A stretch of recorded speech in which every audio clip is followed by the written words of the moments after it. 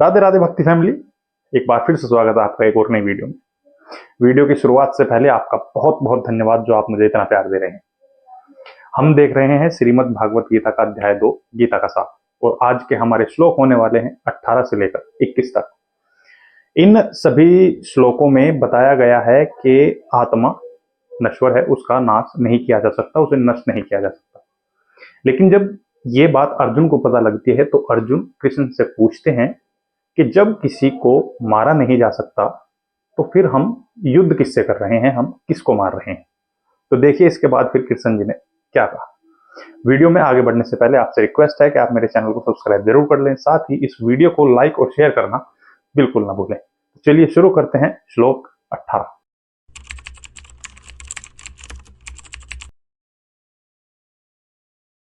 श्लोक 18। अंतवंत इमे देहा नित्यस्योक्तः शरीरिणः अनाशिनो अप्रेमयस्य तस्मादुध्यसौ भारत। अविनाशी अप्रमेय तथा शाश्वत जीव के भौतिक शरीर का अंत अवश्यंभावी है, अतः हे भारतवंशी युद्ध करो। तात्पर्य, भौतिक शरीर स्वभाव से नाशवान है, यह तत्क्षण नष्ट हो सकता है और 100 वर्ष बाद भी। यह केवल समय की बात है, इसे अंत काल तक बनाए रखने की कोई संभावना नहीं है। किंतु आत्मा इतना सूक्ष्म है कि इसे शत्रु देख भी नहीं सकता, मारना तो दूर रहा। जैसा कि पिछले श्लोक में कहा गया है कि यह इतना सूक्ष्म है कि कोई इसके मापने की बात सोच भी नहीं सकता। अतः दोनों ही दृष्टि से शोक का कोई कारण नहीं है, क्योंकि जीव जिस रूप में है ना तो उसे मारा जा सकता है, न ही शरीर को कुछ समय तक या स्थायी रूप से बचाया जा सकता है। पूर्ण आत्मा के सूक्ष्म कण अपने कर्म के अनुसार ही यह शरीर धारण करते हैं, अतः धार्मिक नियमों का पालन करना चाहिए।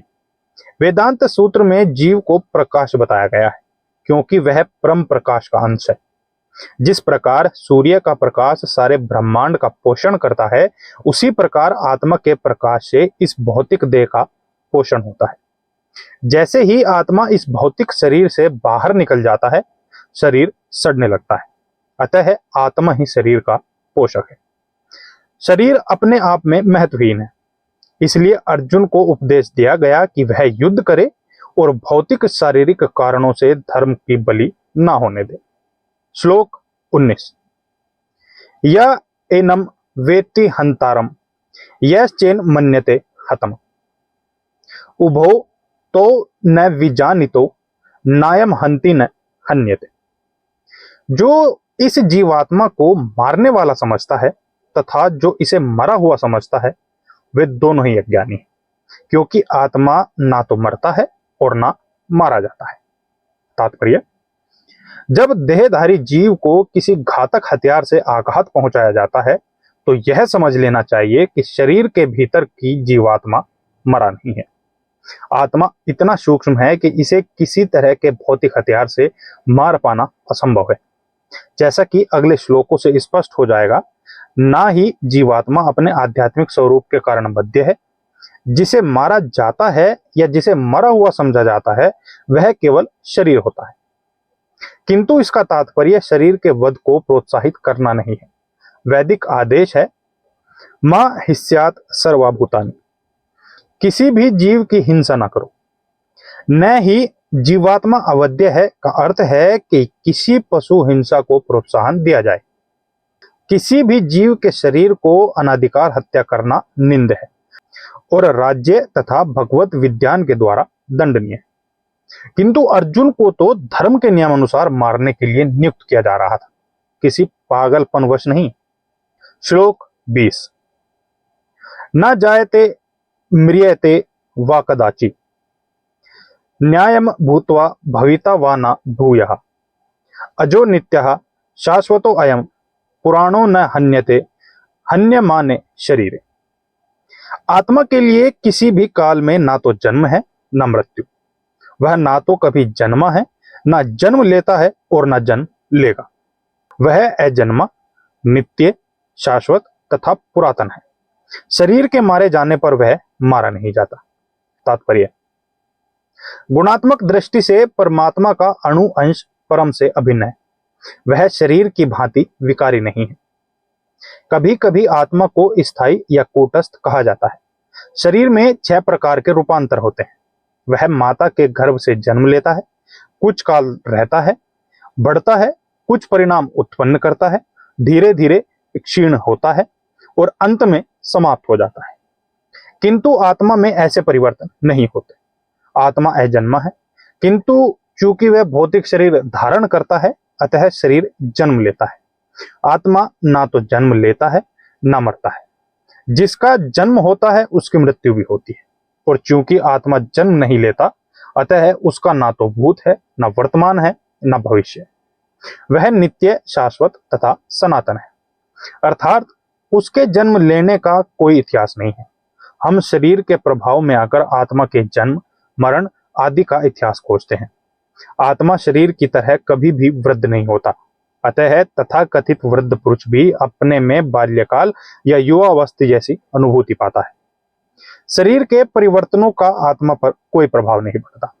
आत्मा वृक्ष या किसी अन्य भौतिक वस्तु की तरह क्षीण नहीं होता। आत्मा की कोई उपसृष्टि नहीं होती। शरीर की उपसृष्टि संतानें हैं, और वे भी व्यष्टि आत्माएं हैं, और शरीर के कारण वे किसी न किसी की संतानें प्रतीत होते हैं। शरीर की वृद्धि आत्मा की उपस्थिति के कारण होती है, किंतु आत्मा के ना तो कोई उपवृद्धि है, ना ही उसमें कोई परिवर्तन होता है।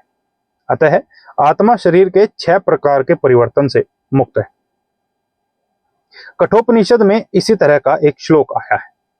न जायते म्रियते वा विपचिन नायम कुतचिन्न वभू कश्चित अजो नित्यः शाश्वतो अयम पुराणो न हन्यते हन्यमाने शरीर।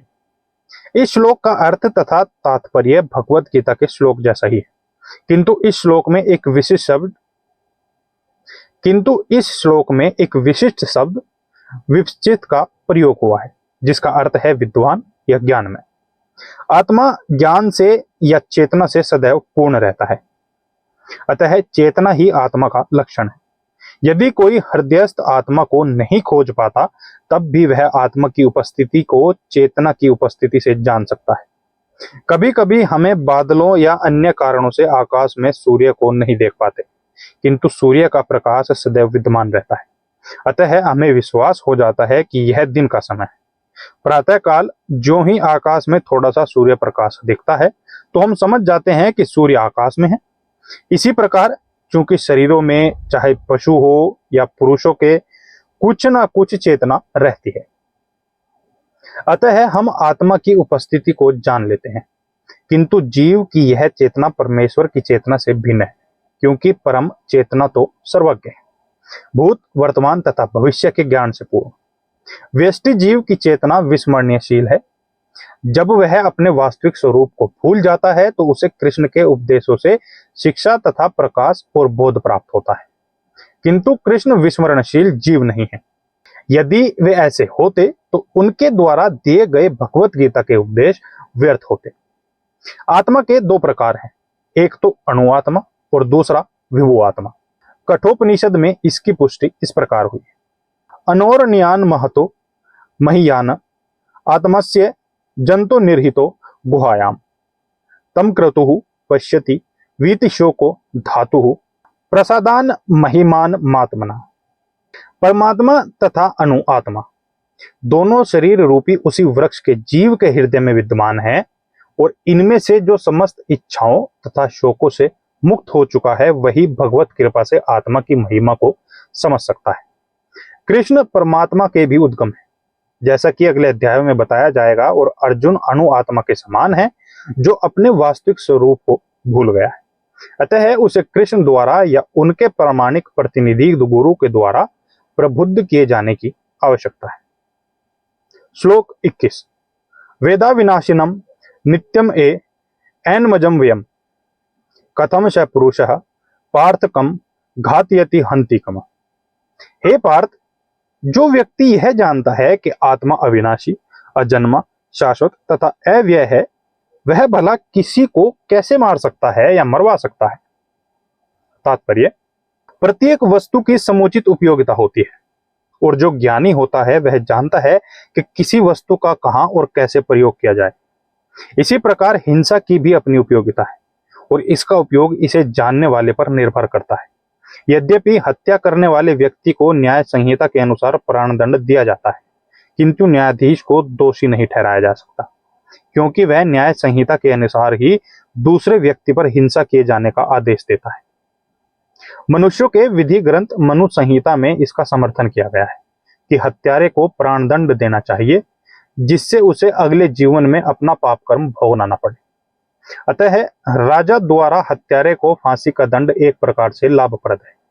इसी प्रकार जब कृष्ण युद्ध करने का आदेश देते हैं तो यह समझना चाहिए कि यह हिंसा परम न्याय के लिए है, और इस तरह अर्जुन को इस आदेश का पालन यह समझकर करना चाहिए कि कृष्ण के लिए किया गया युद्ध हिंसा नहीं है, क्योंकि मनुष्य या दूसरे शब्दों में आत्मा को मारा नहीं जा सकता। अतः न्याय के हेतु तथाकथित हिंसा की अनुमति है। शल्य क्रिया का प्रयोजन रोगी को मारना नहीं अपितु उसको स्वस्थ बनाना है। अतः कृष्ण के आदेश पर अर्जुन द्वारा किया जाने वाला युद्ध पूरे ज्ञान के साथ हो रहा है, जिससे पाप फल की संभावना नहीं है। तो देखा आपने किस तरीके से कृष्ण जी ने अर्जुन को आत्मा को लेकर एक एक चीज समझाई। साथ ही आगे के श्लोक में आप ये भी जानेंगे कि जिस तरीके से हम अपने वस्त्र बदलते हैं उसी तरीके से आत्मा भी अपना शरीर बदलती है, पुराने शरीर को छोड़कर नए शरीर में जाती है। उम्मीद करते हैं आज की वीडियो पे आपने काफी कुछ सीखा होगा। आज की वीडियो में इतना ही। ऐसे ही मुझे प्यार देते रहिए और मेरे चैनल को सब्सक्राइब जरूर करें। साथ ही इस वीडियो को ज्यादा से ज्यादा शेयर करें। राधे राधे।